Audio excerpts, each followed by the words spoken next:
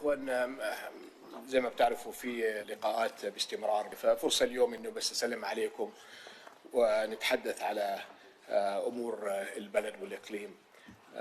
ببدأ بجزء إقليميا على وضع الأردن، لأنه مرات بنضل نسمع إنه في تخوف بالنسبة للقضية الفلسطينية، ما في أي تراجع بالنسبة لموقفنا بالنسبة للقدس والمقدسات الإسلامية والمسيحية. ما غيرنا الموقف ولا راح نغير موقفنا، وكل دعمنا لإخواننا الفلسطينيين. أنا رايح للأمم المتحدة وراح ألتقي مع مسؤولين من الغرب حتى بس نضل نثبت موقفنا، لكن ما في أي خوف للأردن، وواجبنا أنه نحن نوقف مع إخواننا الفلسطينيين. التعاون بيننا وبين العراقيين الحمد لله ماشي بالاتجاه اللي احنا بدنا إياه.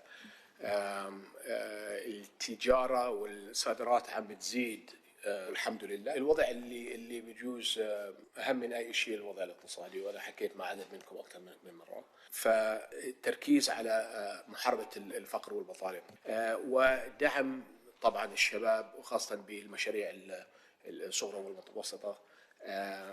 أيضا في برامج، في استراتيجيات. العلاقة ونحن عم نقرب للسنة الجاي بين الحكومة والبرلمان مهم جدا. إن شاء الله في صفحة جديدة مع الانتخابات السنة الجاي، لكن أهم شيء بين البرلمان والحكومة إنه نحن نشتغل مع سوا حتى نحسن حياة الأردنيين. فما نخاف ناخذ قرارات، وكلنا لازم نوقف مع بعض بهذا الاتجاه.